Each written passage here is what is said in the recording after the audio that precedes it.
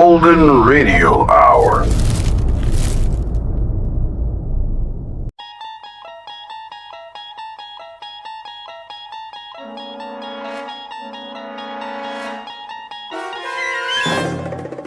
You're traveling through another dimension.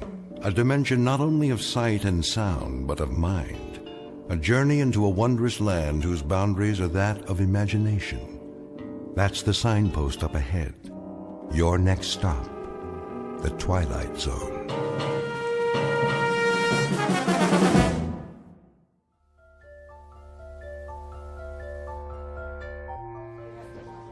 How much is this? Shall I wrap it up for you, ma'am? I got all my Christmas shopping done. I need one more present for Uncle Fred.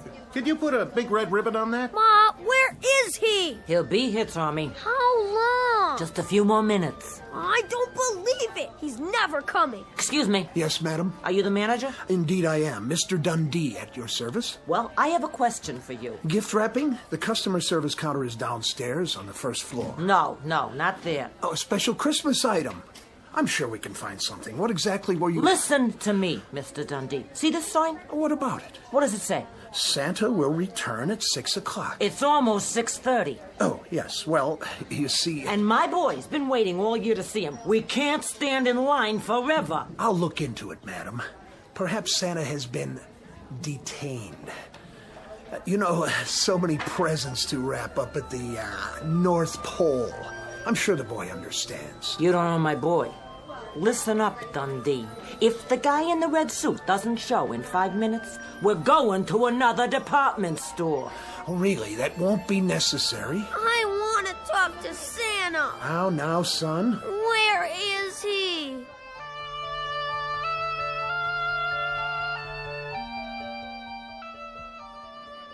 Bartender, pour me another one, will you? Coming right up. Hey, Corwin. Yeah, See the clock on the wall? what about it? You told me to tell you when it was 6:30? Well, it's 6:30. That's exactly what it is. 6:30 on the dot. So what happens now? You turn into a reindeer? Would that was so. One more, my good man. That's 5 drinks. No, 6. And a sandwich. You owe me, Santa. Relax. I've got your money right here. Say, will you look at that? Where? Those two at the window. Little boy and little girl. Sad faces, don't you think? Yeah, they peek in here, they see Santa getting plastered. Real nice. Go on, shoot! That's not what's eating them. What is it then? They know there isn't really a Santa Claus. No kidding. Why do you suppose that is? How's that? Don't you ever wonder why there isn't a real one? For kids, I mean. What am I, a philosopher? You know what your trouble is, Corwin? You let that stupid red suit go to your head. Here's your change. I'll flip you for it. Double or nothing. What do you think this is, Atlantic City? Come on, eat your sandwich and get out of here. I've had enough to eat. Where's my drink? I'm coming. Oh, ouch. And keep your fingers out of the till. All right. Can't you take a joke?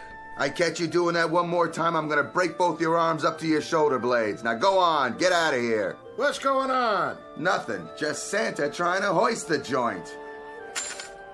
What's that for? Your tip, my good man.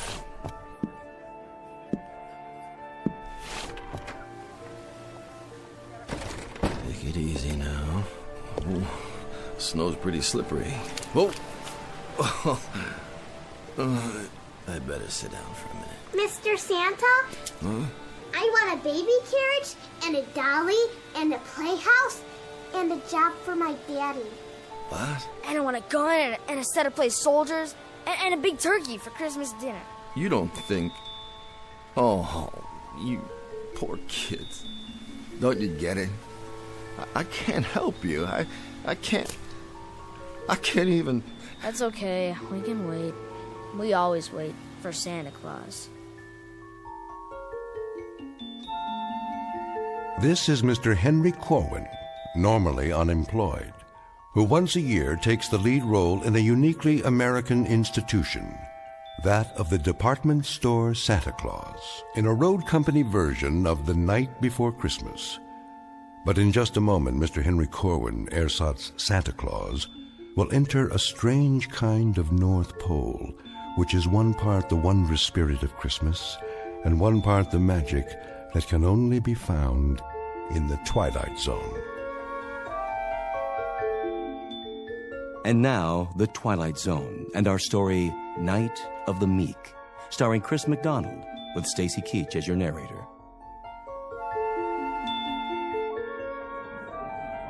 Where is he? This is so inconsiderate. Here he comes, finally. Will you look at that? Why, he can hardly stand up. Oh, it's disgraceful. There you are. Hello, boys and girls. Ho, ho, ho. Corwin, you're an hour late. I am? 1 hour and 9 minutes to be exact. Can you beat that? Now, I advise you to get up on your throne without further ado. I'm going. And refrain from disillusioning these children any further. All right.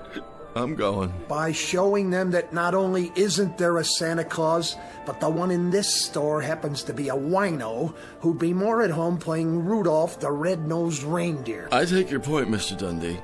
Stand aside. Saint Nick is back on the job. Go ahead, climb up on his lap. He won't hurt you, will you, Santa? You won't hurt my little boy. Go on, you tell him. What's your name, lad? Percival. You're putting me on. Percival Smithers. The third. My dad's name was Percival Smithers. My grandfather's name was Percival Smithers. Oh, I get it. Well, I guess that's not your fault. So, what would you like for Christmas, young Percival? A new front name. That's a good one. A real good one. I gotta remember it. Hey, Ma? Yes, dear. I smell something funny. You do? Yeah. And I know what it is, too. The same as Dad. Santa Claus is loaded. Leave my boy alone. Lady, I never laid a glove on a kid. Oh, you've got some nerve drinking on the job. Madam, I am mortally ashamed. You should be. Come along, Percival. I hope this won't scar you for life. Is there some trouble here? Trouble? No, there's no trouble, except that this is the last time I trade in this store. It seems you hire your Santa Clauses out of a gutter. Hey, who are you referring to? Drunken sot. Come on, Percival. Some Santa Claus? You don't even look like him. Mr. Dundee, that lady's got a problem. All right, everyone back to work. Back to your positions. And you, as for you, Mr. Kris Kringle of the lower depths, since we are only a few hours from closing, it is my distinct pleasure to inform you that there is no further need for your questionable services. You've had it. Now get out of here. It'll be my pleasure. Pick up your pay downstairs. Oh, and one more piece of advice. I'm all ears. Get that moth-eaten red suit back to where you rented it before you really tie one on and destroy it for good and all, you drunk. Thank you ever so much, Mr. Dundee. As to my drinking, it is indefensible. You have my abject apologies. Don't waste your breath. That just doesn't cut it with me anymore. But I have feelings, you know? Plain old human feelings, same as anybody. And I find of late that I have very little choice in the matter of how I express my emotions. I can either drink or I can weep.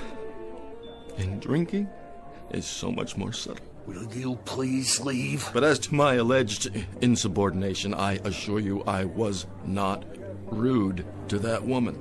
Someone should remind her that Christmas isn't just barging up and down department store aisles and pushing people out of the way. Or when I'm warning you. Someone should tell her that Christmas is something quite different from that. It's richer and finer and truer, and it should come with patience and love and charity, compassion. That's what I would have told her, had she given me the chance. My, how philosophical, Mr. Corwin. Perhaps, as your parting words, you can tell us how we go about living up to those grand Yule standards which you have so graciously laid out for us. I don't know how. I wouldn't know how to explain it, especially to you. All I know is that I am an aging, purposeless relic of another time and place. A different way of life. And now, I don't know how it happened, but one day I woke up and found myself living in a dirty rooming house on a street that's filled with hungry kids and shabby, scared people. Good people. Where the only thing to come down the chimney on Christmas Eve or any other day of the year is more poverty. Keep your voice down. And if you must know, another reason I drink is so that when I walk up and down the tenements, I can think to myself just for a little while that they really are the North Pole, and the children are elves, and I'm really Santa Claus, bringing a bag of beautiful things for all of them. Every last one. That's enough out of you. I wish, Mr. Dundee, on just one Christmas, only one, that I could see some of the hopeless ones, the dreamless ones. On just one Christmas, I'd like to see the meek really inherit the earth. So that's why I drink, Mr. Dundee, and that's why I weep. Who is that guy? Never heard anyone talk to Mr. Dundee like that. I never heard anybody talk like that.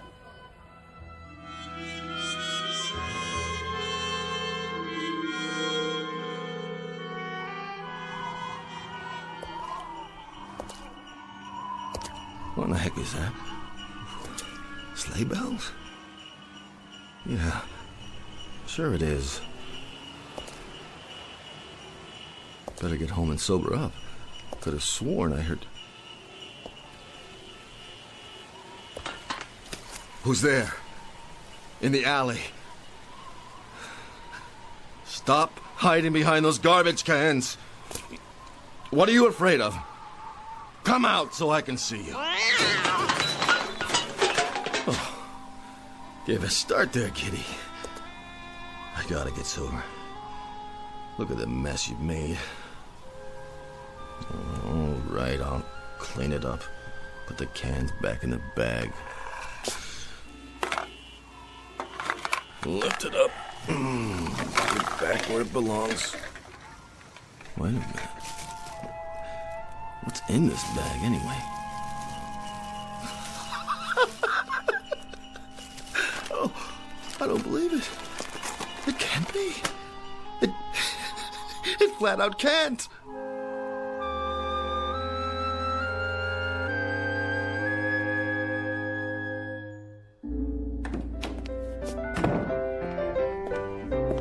Excuse me, sister. Is this the Delancey Street Mission House? It is. Could I get something to eat, sister? Will you take a seat with the others? Have yourself a nice cup of coffee. Oh, sure. Dinner will be served after the sermon. Gotcha. Okay. Thank you, sister. God bless you. Have a seat. At least the coffee's hot. Sit down and take a load off. The sermon ain't so bad. No, it don't take long. Here's a chair. Don't mind if I do.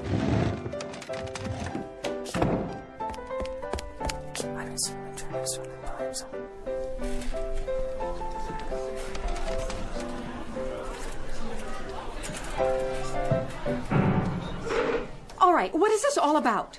You, the noise, the commotion, you. What is the idea of barging in and disrupting our Christmas Eve? Begging your pardon, Sister Florence.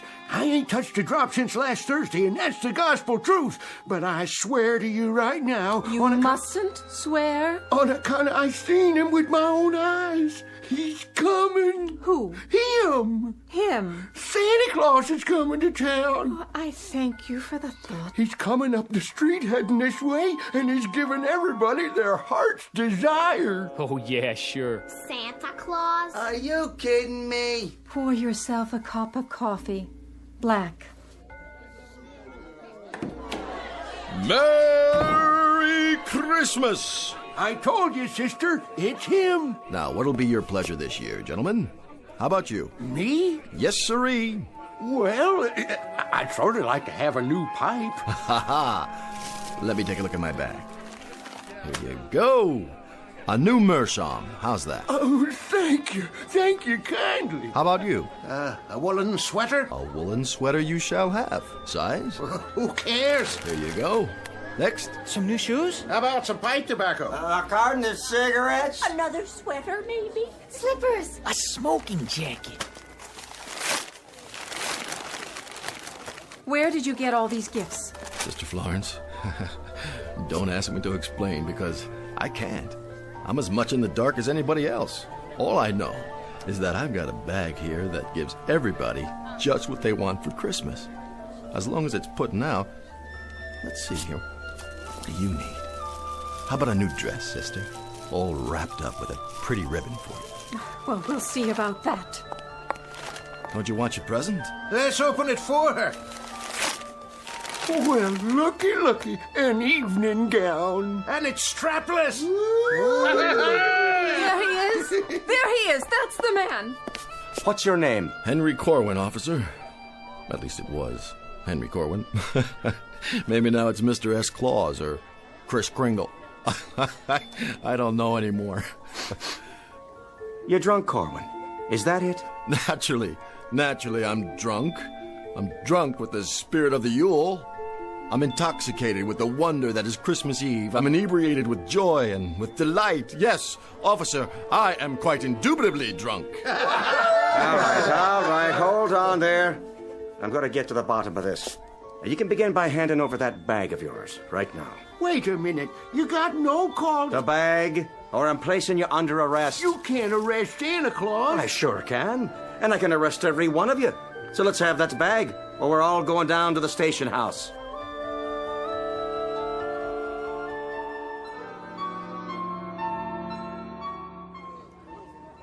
You hard of hearing? I'm sure we can settle this. Yes, we can, Corwin. And in a hurry. I'd like to see just one little thing. And that would be? Show me the receipt for all this stuff. Right now. The receipt? You heard me. Of course you've got a receipt. Well, go on, Henry. Show it to the policeman. Sure, you got one, ain't you? I'm afraid that's the one thing I don't have in this bag. Sister Florence. Yes, officer. Collect all the stolen goods. What stolen goods? Put them in a pile over there. I'll see that they get claimed after I find out where he took the stuff from. Gladly. Come along, Santa. But you don't understand. Move.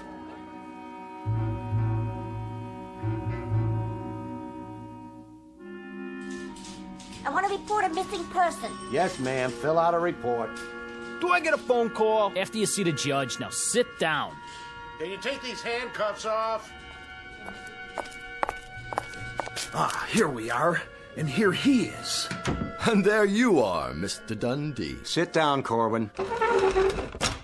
And there that is. All the goods you've stolen. How nice to see you again. And how nice it will be to see you, my wistful St. Nicholas, going up the river. Do you suppose he could get as much as 10 years, Officer Flaherty? 10 years? Don't look good, Corwin. Of course, they might lop off a few months if he was to tell us where the rest of the loot is stashed. The rest of it? You think there's a storehouse of some kind where I go to replenish it? Well, ain't there? Why, he may have been looting and pilfering for years. Now I understand. That's why he takes this job every December. He's been giving away stuff for 2.5 hours. Must have a whole warehouse full of it. I'm glad you brought that up, officer. There's a little discrepancy here. Little discrepancy? Is that what you call it? Between this bag and what came out of it, did anybody see me go somewhere to fill it up? Because if they did, they're lying or deluded. All right, you speak when you're spoken to, Corwin. I'm just trying to clear this up. Listen, you moth-eaten Robin Hood. The wholesale theft of thousands of dollars worth of goods is not a simple discrepancy. I wondered where my inventory went, and now I know. Let's take a look in the bag, shall we? You go right ahead, sir. Be my guest. Though I can tell you right now, Corwin, that this whole affair has come as no surprise to me. I perceived that criminal glint in your eyes the very moment I saw you. I'm not a student of human nature for nothing.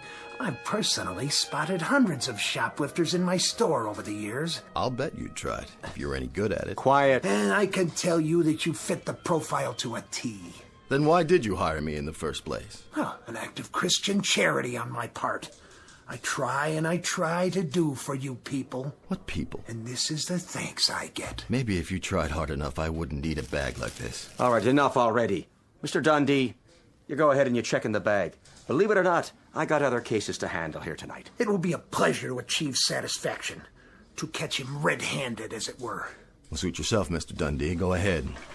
Reach right in. Who let that cat in here? It was in the bag under all this... We'll be adding cruelty to animals to the charges now. Under what? Coffee grounds and empty tin cans? Looks like garbage to me, wouldn't you agree? He must have switched it. Where's the real bag? Mr. Dundee, you seem to have, put your finger on the problem. All your fingers, it looks like.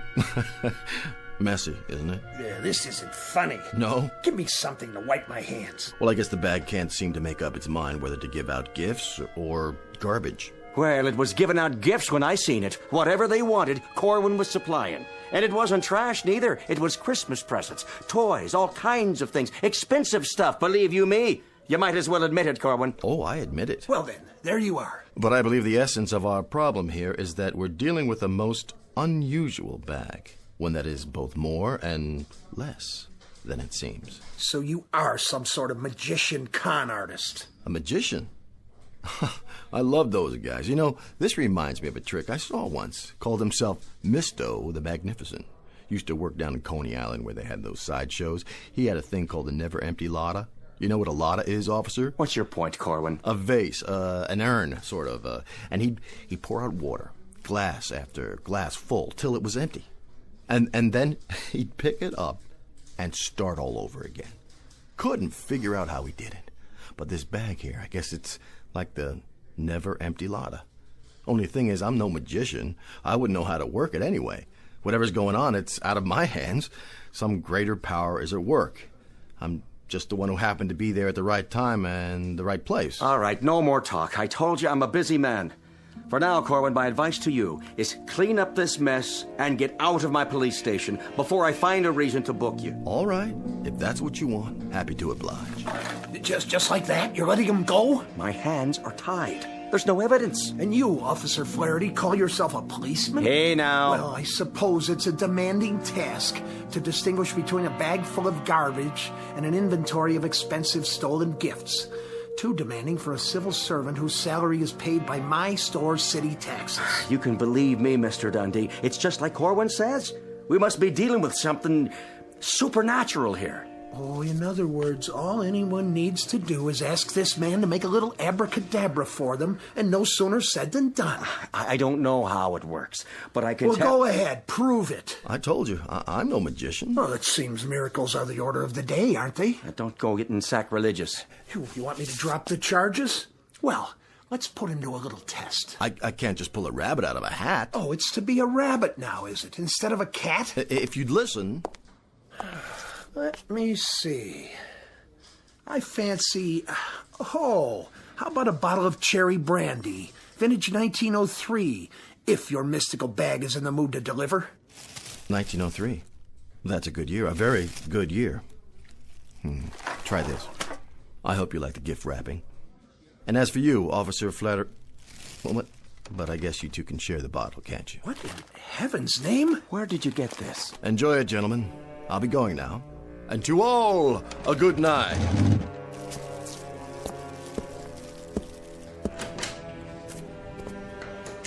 Well, let me open that package for you. You go right ahead. No telling what's inside.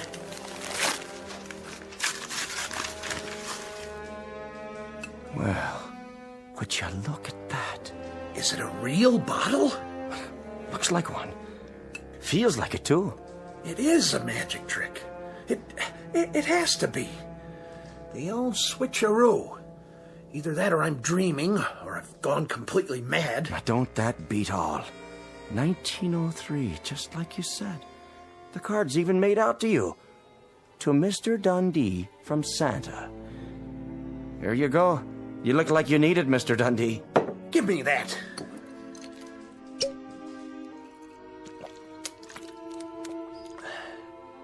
I don't believe it. It's cherry brandy. And a very fine one, I might add. Just one more thing. Yeah? Would you mind terribly much passing the bottle before it's empty?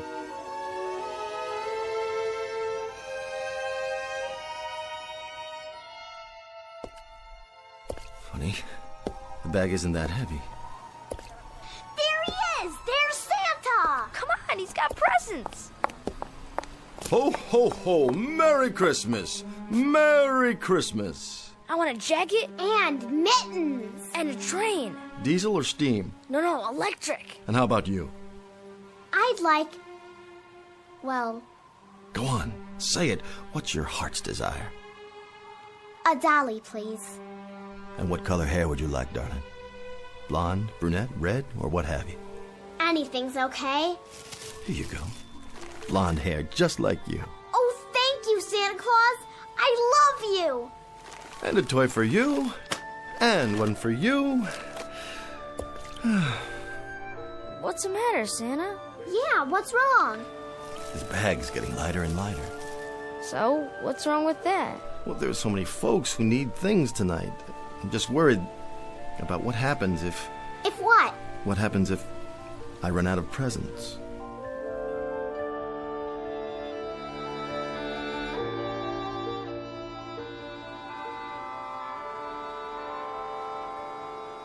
There it is. Midnight. Could have guessed it. Am I the last one? You are. Last present in this bag. If someone else needs it. Go ahead. I got mine already. Well, if you're sure it's all right. I don't see anybody else around, do you? No, Then here you go, ma'am. It's all yours. thank you so much. I hope it's something you can use, my dear. Oh, it is a beautiful new blanket to keep out the cold. Thank you so much. Don't mention it. Yep, looks like your bag's empty, all right. That it is. So, what are you gonna do now? Oh, I'll go on home, I guess. Nothing left to do. Good idea. How about you, old fellow? Me? I can find lots of good places to sleep tonight, only this time I got these great big old socks you give me to keep me warm. Hope they fit. Oh, they're gonna fit just fine. Oh, hey, Santa. Oh, can I call you that? Well, might as well. One last time. I kind of like it. I was thinking... That can be dangerous, my friend. Well, it just ain't right. What isn't? What do you get out of it? Well, don't worry about me. I have had the best Christmas of anybody, ever. With nothing for yourself? Not a single thing? Just the best Christmas since the beginning of time. Their faces, the look in their eyes. Do you know something? I can't think of anything I want. Not a single thing. Aw, quit joshing me. I'm serious. When I look around, I think the only thing I ever wanted was to be able to do something like this. To be the biggest gift giver ever, so folks would feel a little bit better, at least for a while. And in a way, I've had that tonight. A real pleasure.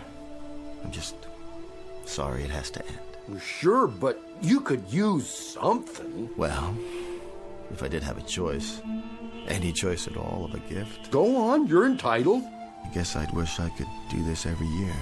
Now, that would be some kind of gift, wouldn't it? Lot of work, though. It'd be worth it. That'd sure be something.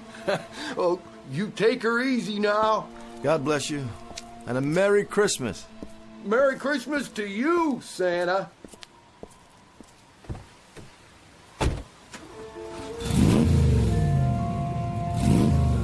Oh, and thanks for the car. Don't mention it.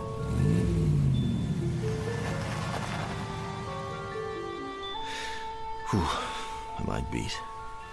Now, how did I get here? That's the alley. Guess I better put the bag back where I found it. What's all this? Looks like somebody's throwing out their Christmas decorations already. That's no decoration. That's your sled. Yeah, sure. A sled and a reindeer right here in the alley just for me. Somebody sure made the eyes look real. He is real. Yeah, about as real as you are, little fella. Little fella. We've been waiting for you. And I suppose you're gonna tell me you're a real elf, too. I sure am. We've been waiting for you to come back. Say, where did you rent your costume? I never saw one look that good. Pointed hat, turned up toes. Costume? I made this myself, by hand. And the little bells? Must have been a heck of a party. It better be a costume because I haven't had a drink in... Uh-oh. Oh, no. What's the matter, Santa? No, not me. You got the wrong guy. No, I haven't. Did you hear what I said? We've been waiting quite a while, Santa Claus. Better get a move on. We've got a whole year of hard work ahead to get ready for next year. Ready? Come over here. Yes, Santa? Pinch me.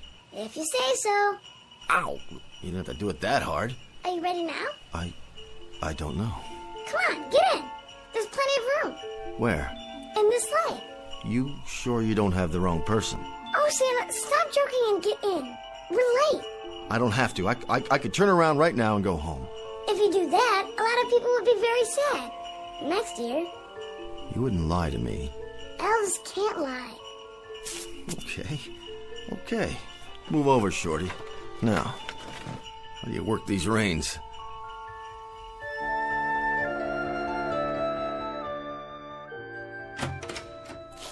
Good night, Officer Flaherty. Night, Mr. Dundee. So long, fellas. My regards to everybody in the precinct. And a Merry Christmas to you both. Night, boys. See you all in the morning. Watch yourself out there. It's mighty cold. Now, don't you worry about me. Tonight, I'm feeling no pain. Going home now, Mr. Flaherty? That I am. Going home, Mr. Dundee. Assuming I can find me way. I'm sure you will.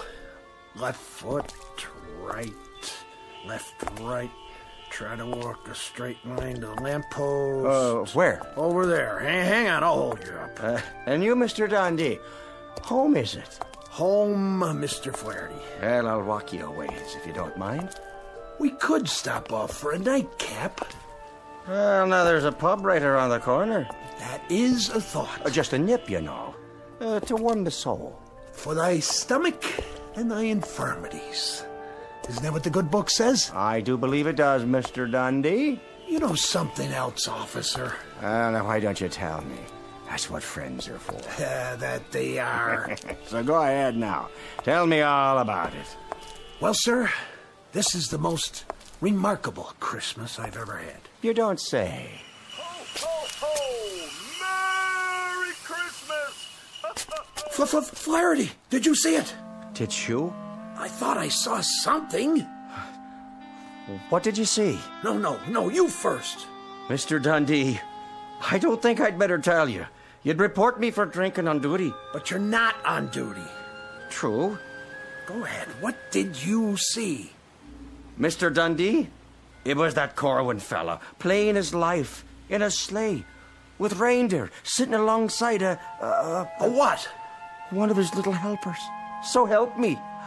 All done up in proper costume. They were riding towards the sky, big as you please.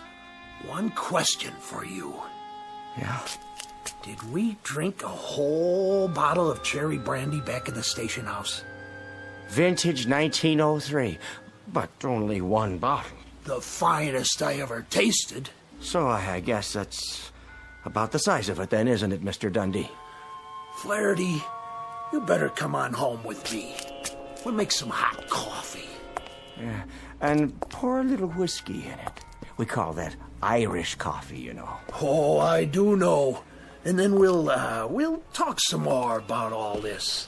Sort it out. What is there to say? If a man can't believe his own eyes, what can he believe? Then,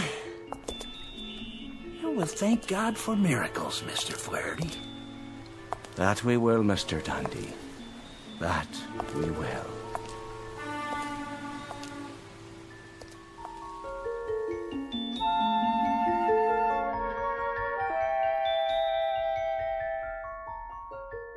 A word to the wise, to all the children of our times, whether their concern be pediatrics or geriatrics, whether they crawl on hands and knees and wear diapers, or walk with cane and comb their beards.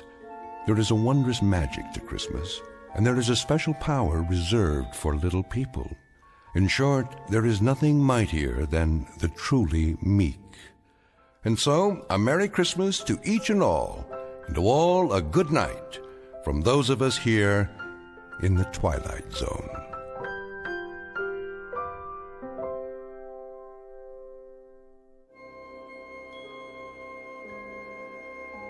Hi, this is Carl Amari, producer of the Twilight Zone radio dramas. I'd like to take a moment to tell you about our official website at twilightzoneradio.com, where you'll get the latest news and information on these Twilight Zone radio dramas. Plus, at twilightzoneradio.com, you can digitally download 3 free episodes or any of our episodes for only $1.95 each. In this age of ever-changing technology, we've decided to make these episodes instantly available to you by making the Twilight Zone radio dramas a digital download-only series. This means that this series will no longer be offered on CD. The CD collections at our website are now being offered, while supplies last, at buy one, get one free. So be sure to get your favorites before they're sold out. Be sure to visit us often, and I'll see you in the zone.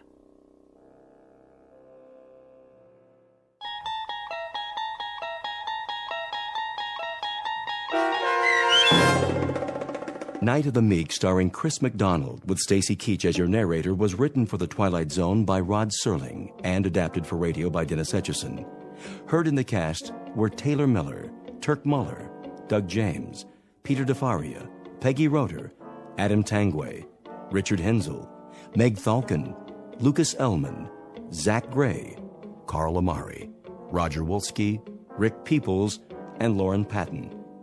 To learn more about the Twilight Zone radio dramas and to obtain audio cassettes and CDs of these programs, visit our website at twilightzoneradio.com. This copyrighted radio series is produced and directed by Carl Amari and Roger Wolski for Falcon Picture Group.